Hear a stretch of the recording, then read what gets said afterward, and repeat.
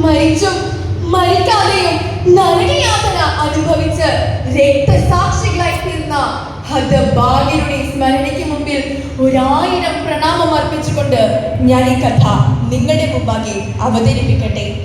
ഈ കഥയുടെ പേരാണ് 1000 കൊക്കുകളും ഒരു ശാന്തിപ്രാവും. അതെ, അനുഭവം എന്ന രാക്ഷസന്റെ കഥ, ആ രാക്ഷസനെ തുറന്നുവിട്ട മനുഷ്യ മൃഗങ്ങളുടെ കഥ, അതാണ് 1000 കൊക്കുകളുടെ കഥ. അല്ല, 1000 സ്വപ്നങ്ങൾ ഞെരിഞ്ഞമർന്ന കഥ. കൂട്ടുകാരെ, ഞാൻ നിങ്ങളുടെ ഏവരുടെയും ശ്രദ്ധയെ ഹിരോഷിമ നഗരത്തിലേക്ക് ക്ഷണിക്കട്ടെ. വർഷങ്ങൾക്ക് മുമ്പ് ഹിരോഷിമയിൽ നടന്ന കഥന കഥയിലേക്ക്. Hiroshima Hiroshima Hiroshima Hiroshima. വർഷങ്ങൾക്ക് മുമ്പ് ഹിരോഷിമയിൽ അനേകം പെൺകുട്ടികളുടെ കൂട്ടത്തിൽ സഡാക്കോ സസക്കി എന്നുപേരായ ഒരു പെൺകുട്ടി ഉണ്ടായിരുന്നു. സുന്ദരിയാണവൾ, സുമുഖിയാണവൾ, ആരും കൊതിക്കുന്ന പൊന്മണി മുത്തവൾ. അതെ, തുമ്പപ്പൂവിനെ പോലെ മനോഹരിയായിരുന്നു അവൾ. വീട്ടുകാരുടെയും നാട്ടുകാരുടെയും കണ്ണിലുണ്ണിയായിരുന്നു അവൾ. പൂമ്പാറ്റ പോലെ പറന്നു പാറി പൂഞ്ചിറകുള്ള കുഞ്ഞു പക്ഷി, വീടിനും നാടിനും കൂട്ടുകാർക്കൊക്കെയും നല്ലവൾ നന്മതൻ കൂട്ടുകാരി, നല്ലവൾ നന്മതൻ കൂട്ടുകാരി. 2 വയസ്സുകാരിയെ സഡാക്കോ കൂട്ടുകാരിയായ ചിസുക്കുമൊത്ത് പൂമ്പാറ്റകൾക്കൊപ്പം പാറി നടക്കുകയായിരുന്നു. പെട്ടെന്ന് മാനം കറുത്തിരുണ്ടു, പുകപടലം കൊണ്ട് മൂടിയ അന്തരീക്ഷം. പേടിച്ചു വിറച്ചവർ വീടിനുള്ളിൽ പോയി ഒളിച്ചിരുന്നു. ഒന്നും അറിയാതെ പേടിച്ചു വിറച്ചവർ ഓരോരുത്തരും തന്റെ വീടിനുള്ളിൽ രക്ഷ നേടി. ഹിരോഷിമയിൽ പതിച്ച ആറ്റം ബോംബായിരുന്നു അതെന്ന് ആ നിഷ്കളങ്കരായ കുട്ടികൾ അറിഞ്ഞിരുന്നില്ല. അങ്ങനെ ദിവസങ്ങൾ, ആഴ്ചകൾ, മാസങ്ങൾ, വർഷങ്ങൾ കടന്നുപോയി. അവൾക്ക് വയസ്സ് 12 ആയി. അവൾ 7ാം ക്ലാസ് വിദ്യാർത്ഥിനിയായി. ചുറുചുറുക്കുള്ള ഒരു സുന്ദരി കുട്ടിയായി അവൾ വളർന്നു.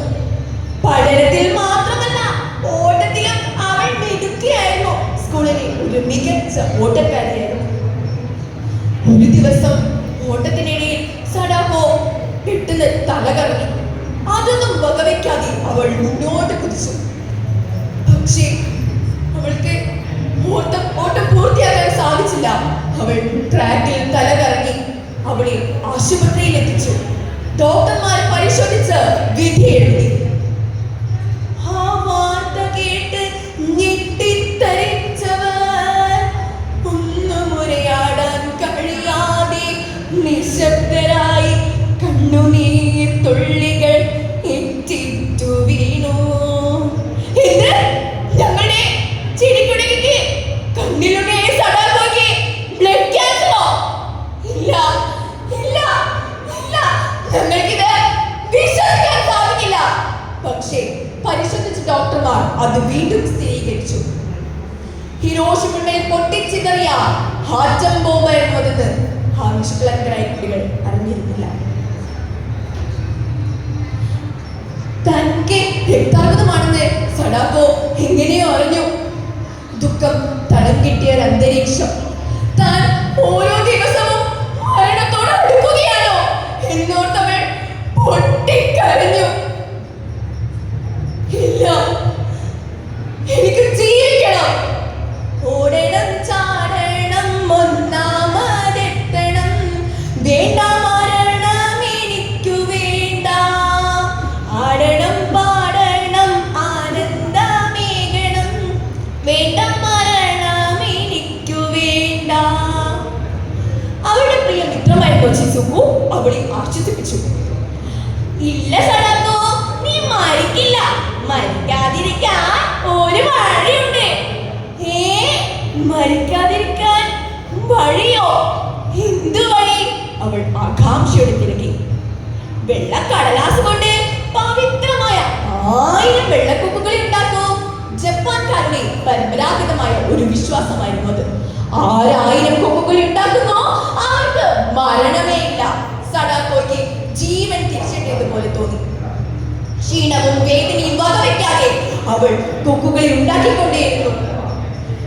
ഞെട്ടിക്കുന്ന ഏകാന്തത അവൾ അറിഞ്ഞില്ല. മരണത്തിന്റെ കാലൊച്ച അവൾ കേട്ടില്ല. ധീരയായി മാറി അവൾ എല്ലാം സഹിച്ചവൾ. പക്ഷേ അവൾ ക്ഷീണിച്ചു, കൈകാലുകൾ തളർന്നു. എന്നിട്ടും അവൾ കൊക്കുകളെ ഉണ്ടാക്കിക്കൊണ്ടേയിരുന്നു. മരണത്തെ ജയിക്കാൻ അവൾ വെമ്പൽ കൂട്ടി. തന്റെ അമ്മ തന്റെ മാറോട് ചേർത്ത് പൊട്ടിക്കരഞ്ഞു. കെട്ടിപ്പിടിച്ചമ്മ പൊട്ടിക്കരഞ്ഞു. അമ്മയെ വിട്ടു നീ പോകയാണോ?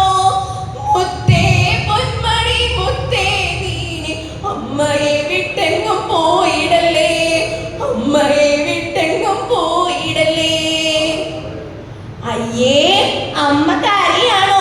ഇല്ല, ഈ മകൾ അമ്മയെ വിട്ട് എങ്ങും പോകില്ല.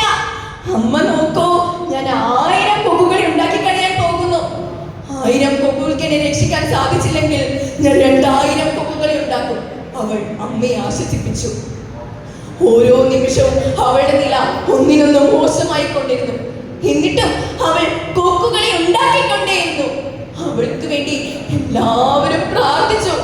അവളും ദൈവത്തോട് കീഴപേക്ഷിച്ചു. എന്തിനീ ജന്മം തന്ന ദിശ, വിധിയോർത്ത് പൊട്ടിക്കരയുവാനോ? കൊതി തീരും വരെ ഇവിടെ ജീവിക്കാൻ ശക്തി തരേന്റെ സർവേശ്വര, ശക്തി തരേന്റെ സർവേശ്വര. സൂര്യൻ പടിഞ്ഞാറൻ ചക്രവാള സീമയിൽ അടുത്തുകൊണ്ടിരിക്കുന്നു. അവളുണ്ടാക്കിയ ഓരോ കൊക്കും തന്റെ കൂണുതേനെ വിദൂരതയിലേക്ക് പറക്കുന്നത് പോലെ തോന്നി. അവളുടെ കണ്ണുകൾ അടഞ്ഞടഞ്ഞു പോകുന്നു. കൈകളുടെ ചലനം നിശ്ചലമായി കൊണ്ടിരിക്കുന്നു. ഒരു നിമിഷം എല്ലാം കഴിഞ്ഞു.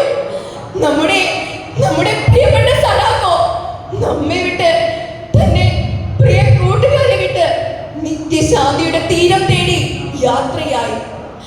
എന്റെ പൊന്നു മോളെ സഡാക്കോ എന്നാ തട്ടറിച്ചുകൊണ്ട് അമ്മ ബോധം കെട്ട് നിലം പതിച്ചു. ഇത്തരം 10,000 കണക്കിന് അമ്മമാരുടെ വിലാപം ഹിരോഷിമയിൽ മാറ്റല് കൊണ്ടു. ശാസ്ത്രം ജയിച്ചു, മനുഷ്യൻ തോറ്റു. പറയുക പറയുക നിങ്ങൾ പറയുക, ശാസ്ത്രം രക്ഷകനോ ശാസ്ത്രം ശിക്ഷകനോ? കൂട്ടുകാരെ, ഇതിന് ശരിയുത്തരം ആര് പ്രവചിക്കും?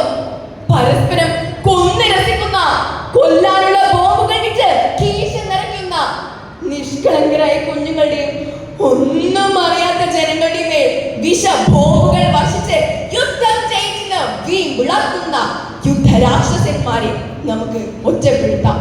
ലോക സമാധാനത്തിനും ശാന്തിക്കും വേണ്ടി 1000 ശാന്തിപ്രാവുകളെ ഗായസിലേക്ക് പറത്തിക്കൊണ്ട് നമുക്ക് ഒരുമിച്ചൊരു ശാന്തിഗീതം പാടാം. ഇനിയൊരു യുദ്ധം വേണ്ടേ വേണ്ട, നമുക്ക് വേണ്ടത് ശാന്തി. ഇനിയൊരു യുദ്ധം വേണ്ടേ വേണ്ട, നമുക്ക് വേണ്ടത് ശാന്തി. നമുക്ക് വേണ്ടത് ശാന്തി, നമുക്ക് വേണ്ടത് ശാന്തി, നമുക്ക് വേണ്ടത് ശാന്തി. നന്ദി, നമസ്കാരം.